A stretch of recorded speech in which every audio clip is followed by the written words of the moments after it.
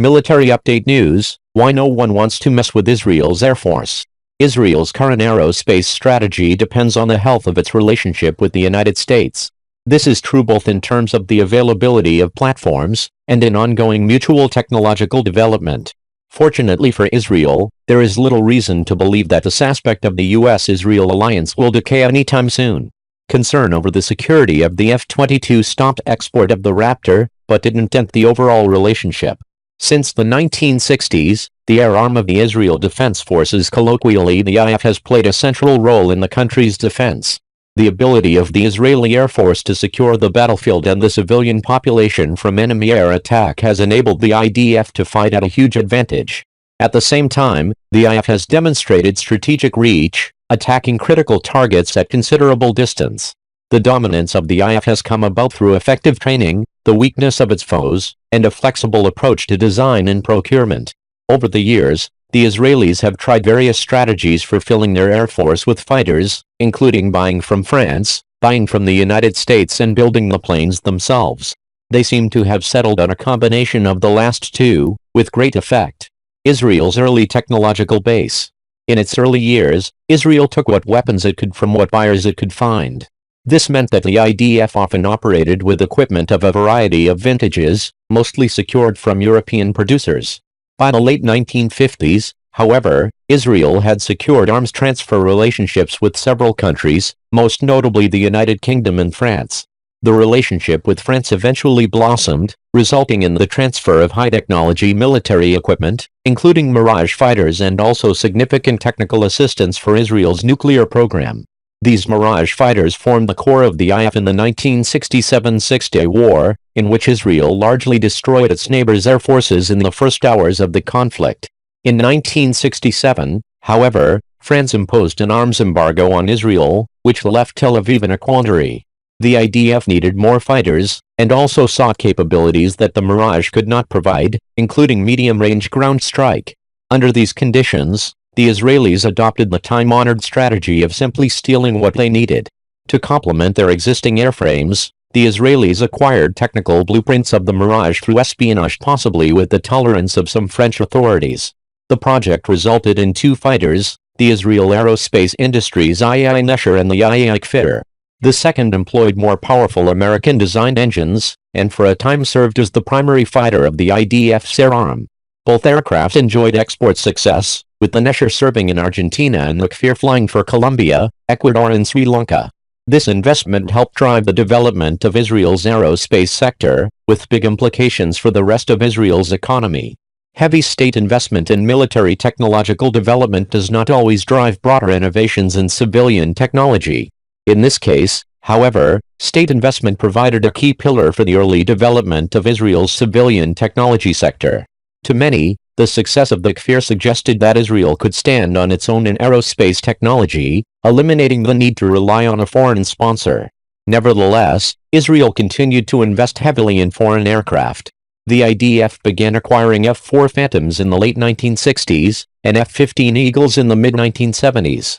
The arrival of the latter in Israel inadvertently sparked a political crisis, as the first four aircraft landed after the beginning of the Sabbath.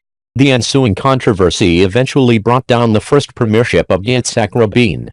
But many in Israel, still buoyed by the relative success of the Kfir and hopeful about further developing Israel's high-tech sector, believed that the country could aspire to develop its own fighter aircraft. Enter the Lavi. Like its counterparts in both the USSR and the United States, the IDF air arm believed that a high-low mix of fighters best served its needs. This led to the development of the Lavi, a light multi-role fighter that could complement the F-15 Eagles that Israel continued to acquire from the United States. The Lavi filled the niche that the F-16 Viper would eventually come to dominate. It included some systems licensed by the United States, and visually resembled an F-16 with a different wing configuration. But the military technological environment had changed. Developing the Lavi from scratch or virtually from scratch required an enormous state investment for an aircraft that had marginal, if any, advantages over an off-the-shelf F-16. Moreover, the United States took export controls much more seriously than France, and had a much more dangerous toolkit for enforcing compliance. Despite initial optimism about the export prospects of the Lavi, it soon became apparent to Israelis that the United States would not allow the wide export of a fighter that included significant American components. That the Lavi would have competed directly against the F-16 only exacerbated the problem. In August 1987, the Israeli cabinet killed the Lavi, which caused protests from IAI and the workers associated with the project. Nevertheless, a political effort to revive the plane failed, and Israel eventually acquired a large number of F-16s.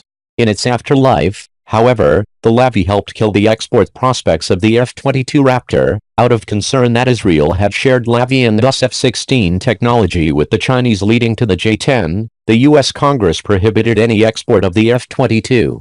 This decision prevented Israel and several other interested buyers from acquiring the Raptor, and undoubtedly cut short its overall production life.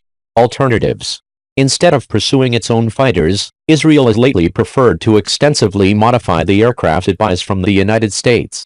The F-15I Thunder and the F-16I Storm have both received major upgrades to optimize them for Israeli service.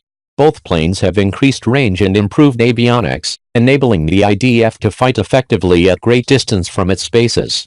The F-15I, a variant of the F-15E Strike Eagle, is the IF's most important long-range strike platform. The IF has already undertaken steps to make the F-35 Joint Strike Fighter more suitable for Israeli service, including advanced software modifications. IA has continued to see great success, despite the lack of a major fighter project. IA has thrived on developing and exporting components for domestic as well as export use, including munitions and avionics.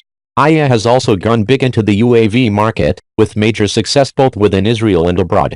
And despite the failure of the Lavi, Israel's high-tech defense sector has done well, with considerable spillover into the civilian economy. Israeli state industrial policy focuses on exactly this goal, supplying investment for high-tech innovation that facilitates both national defense and economic growth. Israel's current aerospace strategy depends on the health of its relationship with the United States. This is true both in terms of the availability of platforms and in ongoing mutual technological development. Fortunately for Israel, there is little reason to believe that this aspect of the U.S.-Israel alliance will decay anytime soon.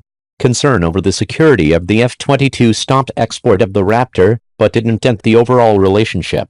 And even if the unimaginable occurred, and Israel needed to look elsewhere from the United States, the proficiency of Israeli industry in developing components and support systems means that it would not lack long for a partner.